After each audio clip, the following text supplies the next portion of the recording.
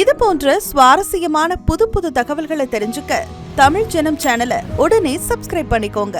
சீனாவில் நடைபெற்ற ஷாங்காய் மாநாட்டில் இந்தியா ஏற்படுத்திய தாக்கம் உலகின் கவனத்தை ஈர்த்துள்ளது. ரஷ்யாவும் சீனாவும் இந்தியாவிற்கு கொடுத்த முக்கியத்துவமே அதற்கு காரணம்.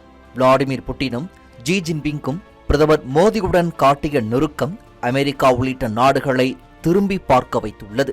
என்னதான் நண்பராக இருந்தாலும் சீனாவின் சில செயல்களுக்கு இந்தியா ஆதரவு கொடுப்பது இல்லை. அதில் ஒன்றுதான் மேற்கத்திய நாடுகளுக்கு எதிரான கூட்டமைப்பை உருவாக்கும் முயற்சி. ஷாங்காய் மற்றும் பிரிக்ஸ் அமைப்புகளை அமெரிக்கா உள்ளிட்ட மேற்கத்திய நாடுகளுக்கு எதிராக திருப்ப நினைக்கிறது சீனா.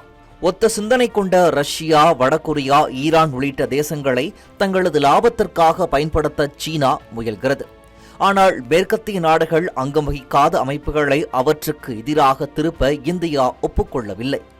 ஷாங்காய் மற்றும் பிரிக்ஸை தமது கட்டுப்பாட்டிற்குள் கொண்டு வந்துவிட்டால் அவற்றை மேற்கத்திய நாடுகளுக்கு எதிராக களம் இறக்கலாம் என்று சீனா திட்டம் போடுகிறது. ஆனால் இந்த விவகாரத்தில் இந்தியாவின் பார்வை வேறாக இருக்கிறது. பிரிக்ஸ் நாடுகளுக்கு கூடுதல் வரி விதிக்கப் போவதாக அமெரிக்க அதிபர் டிரம்ப் அறிவித்த போதும் இந்தியாவின் நிலைப்பாட்டில் எந்த மாற்றமும் இல்லை.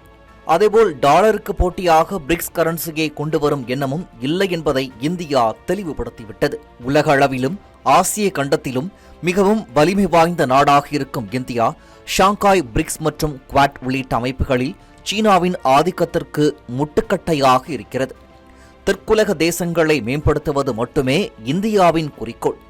அதற்கு மாறாக சீனா செயல்படுமேயானால் மேற்கிற்கும் தெற்குக்கும் இடையே சமநிலையை ஏற்படுத்தும் பாலமாக இந்தியா விளங்கும் என்கிறார்கள் புவிசார் அரசியல் வல்லுநர்கள். தொழில்நுட்பத்திலும் பொருளாதாரத்திலும் மிகவும் வேகமாக வளர்ந்து வரும் இந்தியா கூடிய விரைவில் வல்லரசாக மாறிவிடும் என்பதால் அதற்கு முன்பே துண்டு போட்டு இடம் பிடிக்க பார்க்கிறது சீனா. ஆனால் அது நடக்கப் போவது இல்லை.